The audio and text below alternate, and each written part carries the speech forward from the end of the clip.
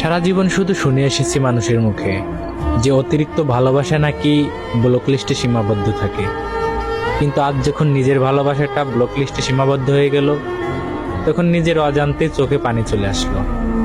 কারণ কখনো তো এমন হওয়ার ছিল না যে নিজের ভালোবাসাটাও এরকম ব্লক লিস্টে একসময় সীমাবদ্ধ হয়ে যাবে। তাই আজকে তোমাকে কিছু কথা বলতে চাই।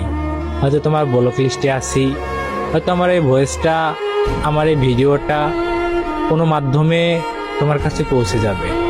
অন্তত মান অভিমান ভুলে গিয়ে একটু কষ্ট করে আমার কথাগুলো শুনে নিও। কি এমন ক্ষতি করেছিলাম আমি তোমার, যে এভাবে তিলে তিলে আমার জীবনটা শেষ করে দিলে? আমি তো কখনো তোমাকে বাধ্য করিনি যে আমাকে তোমার ভালোবাসতেই হবে। তুমি আমাকে ভালো না বাসলেও পারতে, আমার জীবনটা এভাবে না শেষ করলেও পারতে। যে মনে ভালোবাসা ছিল না সেই মনে ভালোবাসা জন্ম দিলে, হাজারো স্বপ্ন দেখালে, আবার সেই স্বপ্নগুলোই তুমি ভেঙে দিয়ে বেটার অপশন খুঁজে নিয়ে চলে গেলে। খুব প্রয়োজন ছিল, তাই না? হয়তো টাকা পয়সা দিয়ে তোমাকে কিনতে পারিনি, তোমাকে ধরে রাখতে পারিনি, কিন্তু আমার এই ভালোবাসা দিয়ে তোমার জন্য যা যা করেছি, তুমি চাইলে তুমি বিয়ের পরে তোমার প্রিয় মানুষটার কাছ থেকে কিছু প্রমাণ চেয়েও, যেগুলো আমি তোমাকে দিয়েছিলাম। তোমাদের ডিভোর্স হয়ে যেতে পারে প্রমাণ নিতে গিয়ে, তবুও আমার মতো করে সে কখনো বলতে পারবে না যে আমি তোমাকে কতটা ভালোবেসেছি। তবে দিন শেষে তোমার প্রতি আমার এক আকাশ পরিমাণ অভিযোগ থেকে যাবে।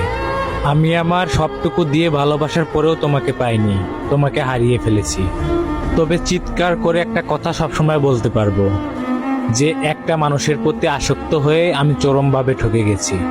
তবে আমার এই ভালোবাসা থেকে আমি একটা শিক্ষা পেয়েছি, যারা এক পুরুষে বা এক নারীতে আসক্ত থাকে দিন শেষে তারাই ঠকে যায়, আর জিতে যায় যারা বেটার অপশন খুঁজে চলে যায়, তারাই দিন শেষে জিতে যায়। তবে তারা ভালো থাকতে পারে না, আর তুমিও কখনো ভালো থাকবে না।